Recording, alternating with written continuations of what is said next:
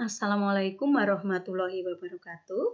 Selamat siang untuk kalian semua kelas 12 MIPA maupun MIPS. Semoga kalian semua dalam keadaan sehat sehingga pada siang hari ini kalian masih tetap bersemangat untuk mengikuti pengayaan bahasa Indonesia. Kali ini yang akan kita bahas adalah tentang kalimat inti. Apa itu kalimat inti? Mungkin di antara kalian ada yang pernah mendengar tentang kalimat inti. Namun apabila kalian belum paham atau belum pernah mendengar kalimat inti, mari kita ikuti penjelasan Ibu tentang inti kalimat. Apa itu inti kalimat? Inti kalimat adalah unsur-unsur inti dalam kalimat. Unsur-unsur tersebut wajib ada dan wajib hadir dalam sebuah struktur kalimat. Di sini sebuah kalimat harus memiliki unsur subjek dan predikat. Jadi, inti kalimat adalah terdiri atas subjek dan predikat. Mari kita lihat contoh yang pertama. Adik menangis. Adik menangis terdiri atas subjek dan predikat. Bagaimana kita bisa menentukan adik menangis itu subjek dan predikat? Bisa kita lihat bahwa predikat adalah apa yang dilakukan oleh subjek. Nah, subjek itu apa? Subjek adalah orang yang melakukan suatu tindakan. Nah, yang dilakukan oleh adik apa? Menangis. Berarti predikatnya menangis. Yang melakukan siapa? Adik. Berarti subjeknya adik. Jadi, adik menangis terdiri atas subjek dan predikat. Nah, di sini bahwa inti kalimat itu tidak harus terdiri atas subjek dan predikat.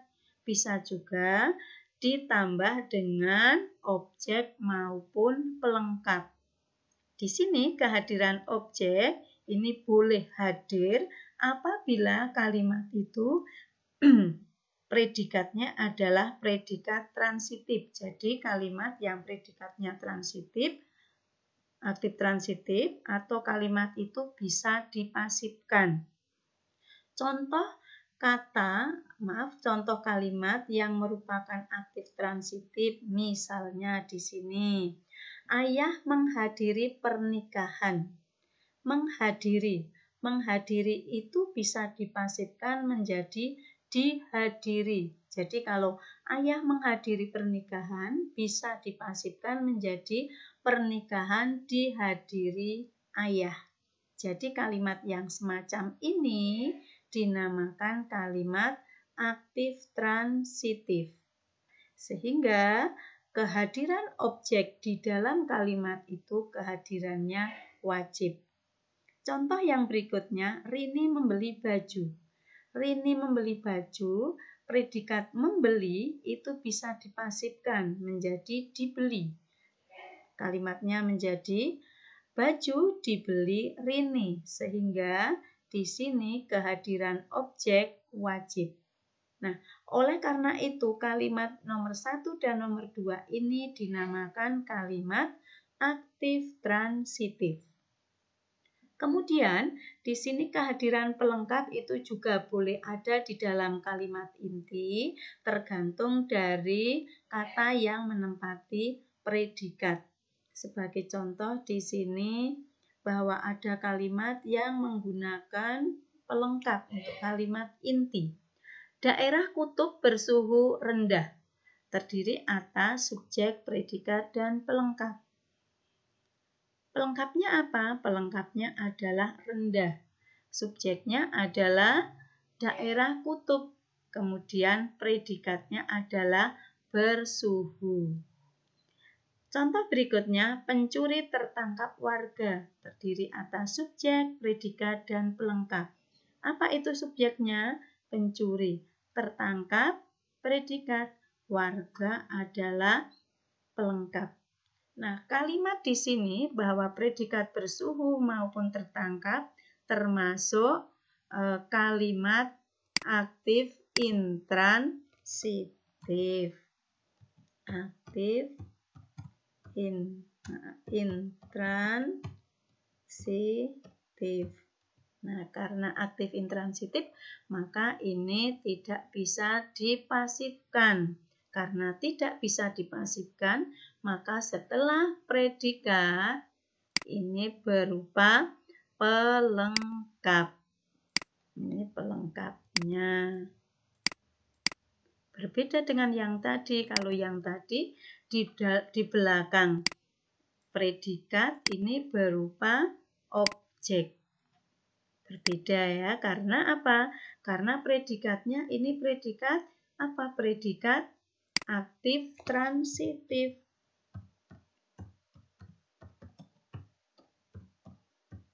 Kalau yang ini predikatnya predikat aktif intransitif. Jadi bersuhu dengan tertangkap itu aktif intransitif, sedangkan menghadiri dan membeli itu aktif transitif. Berbeda ya antara aktif transitif dengan aktif intransitif.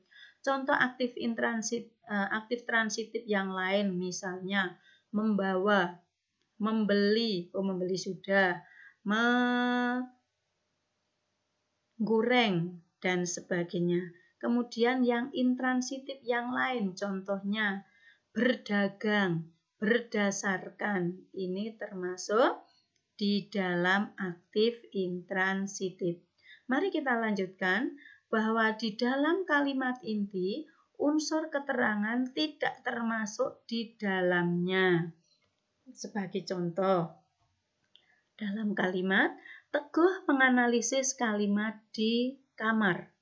Mari kita lihat apa subjeknya. Yang melakukan siapa?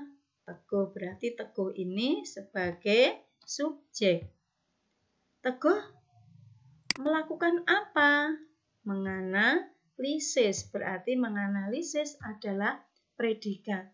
Menganalisis apa? Menganalisis kalimat. Karena menganalisis itu bisa dipasifkan menjadi dianalisis, maka kalimat di sini bukan pelengkap tetapi sebagai objek. Kemudian di kamar, di ke dari itu menunjukkan tempat, berarti ini keterangan. Keterangan apa? Keterangan tempat. Karena ini di kamar itu sebagai keterangan tempat, maka di kamar tidak masuk di dalam unsur inti. Oleh karena itu, inti kalimatnya adalah Teguh menganalisis kalimat. Sampai di sini paham? Nah, di sini di kamar dihilangkan karena bukan unsur inti. Mari kita lihat contoh lain. Hari ini Asih pergi ke SMA Negeri 1 Boyolali. Kalimat ini terdiri atas keterangan, subjek, predikat, dan keterangan. Kita lihat keterangannya apa? Hari ini, berarti kapan? Hari ini, berarti ini sebagai keterangan. Siapa? Asih. Asih berarti subjek. Asih melakukan apa? Pergi. Berarti pergi adalah predikat. Kemana? Kemana ini menunjukkan tempat. Berarti ini keterangan. Oleh karena itu kalimat ini terdiri atas hari ini, keterangan, Asih, subjek, pergi, predikat, ke SMA Negeri 1 Boyolali adalah keterangan. Nah, dari sini bisa kita lihat contoh ini intinya adalah Asih pergi. Intinya adalah Asih pergi. Inti kalimatnya Asih pergi. Ya. Asih pergi. Contoh yang lain lagi, ini agak panjang. Gadis kecil itu sedang berjualan ketela di jalan. Kalimat ini terdiri atas subjek, predikat, pelengkap, dan keterangan. Siapa yang melakukan? Gadis kecil itu. Berarti ini subjek. Subjek itu yang melakukan. Melakukan apa? Yang dilakukan oleh subjek apa? Berjualan. Berarti berjualan itu predikat. Berjualan apa? berjualan ketela. Berjualan bisa dijual kan? Tidak, berarti ini sebagai pelengkap karena tidak bisa dipasifkan. Kemudian di jalan, di mana? Berarti menunjukkan tempat ya. Berarti ini sebagai keterangan. Sehingga kalimat ini terdiri atas subjek, predikat, pelengkap, dan keterangan. Kita tahu bahwa keterangan ini bukan termasuk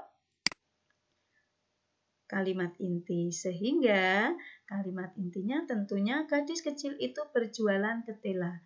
Namun di sini bahwa kita tahu gadis kecil itu intinya adalah gadis. Gadis kecil itu intinya gadis. Berjualan tetap berjualan, sama. Ketela intinya ketela. Jadi inti kalimat tersebut gadis berjualan ketela. Paham sampai ini? Nah, kalau belum paham, kita ikuti penjelasan berikut ini lagi. Ini kalimatnya agak panjang. Pada salah satu adegan, semua siswa tercengang ketika menonton adegan peristiwa di atas Hotel Yamato. Peristiwa apa ini? Peristiwa penyobekan bendera Belanda yang dilakukan pada tanggal 10 November yang sampai sekarang diperingati sebagai Hari Pahlawan. Inti kalimat tersebut mari kita lihat apa? Pada sebuah adegan, ini berarti unsur apa? Unsur keterangan. Pada sebuah adegan, keterangan. Keterangan apa? Keterangan waktu. Semua siswa. Siapa? Semua siswa. Berarti ini subjek. Semua siswa mengapa? Apa yang dilakukan? Tercengang. Ini predikat. Ketika menonton adegan peristiwa di Hotel Yamato. Berarti ini apa? Ketika itu keterangan waktu. Nah, berarti ini keterangan. Karena keterangan tidak termasuk di dalam unsur inti, maka unsur intinya cukup semua siswa tercengang. Semua siswa. Semua siswa intinya apa? Siswa. Semua siswa intinya siswa. Siswa ya. Tercengang berarti intinya adalah siswa tercengang ya. Siswa tercengang nih sama siswa tercengang. Intinya cukup siswa tercengang. Karena unsur K atau keterangan tidak masuk di dalam inti kalimat. Sekarang ada kalimat yang panjang. Ini kalimat ini panjang, satu kalimat terdiri atas 4 baris. Mari kita lihat, walaupun ini panjang, tentunya kalimat ini hanya terdiri atas satu kalimat. Mari kita lihat. Sejak lahirnya konsep pemikiran baru dalam ilmu kedokteran yang dicetuskan oleh Profesor Linus Pauling, yakni tentang ortomolekuler medicine, yang dasarnya adalah studi biologi molekuler sebagai sains dasar. Penelitian medis diarahkan pada molekul-molekul yang secara normal biologis, fisiologis ada dalam tubuh manusia. Kalimat ini panjang ya, Ibu membacanya sampai mekap-mekap. Di sini ada kata atau konjungsi sejak. Sejak itu sebagai apa? Sejak adalah konjungsi yang menyatakan waktu. Kalau sudah ada konjungsinya, berarti merupakan keterangan. Sampai mana keterangan dalam kalimat itu yang dimulai dari sejak? Mari kita lihat. Sejak lahirnya konsep pemikiran baru ilmu kedokteran yang ini masih menjelaskan di depannya, berarti ini masih terus keterangan ya, yang dicetuskan oleh Profesor Linus Pauling, yakni tentang ortomolekuler medicine yang dasarnya adalah studi biologi molekuler sebagai sains dasar. Nah, sampai di sini ini selesai. Ini sebagai apa? Sebagai keterangan.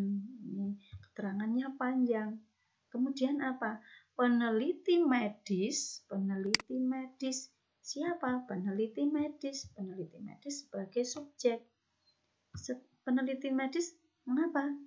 Diarahkan ini sebagai predikat. Diarahkan kemana? Pada molekul-molekul yang secara normal biologis fisiologis ada dalam tubuh manusia. Ini panjang ya, maka kita cari intinya apa? Intinya adalah molekul saja di sini pada molekul.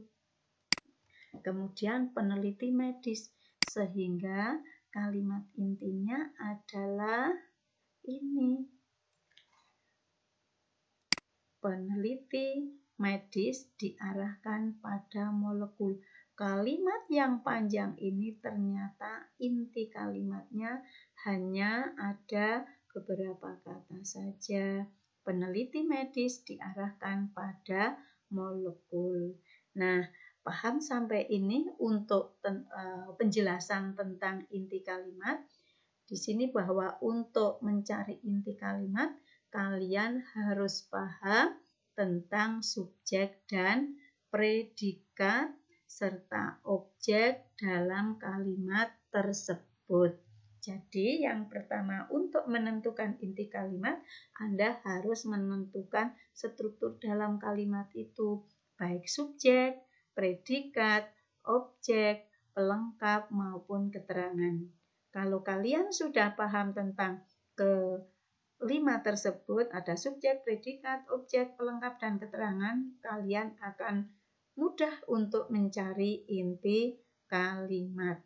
Sampai di sini ada pertanyaan?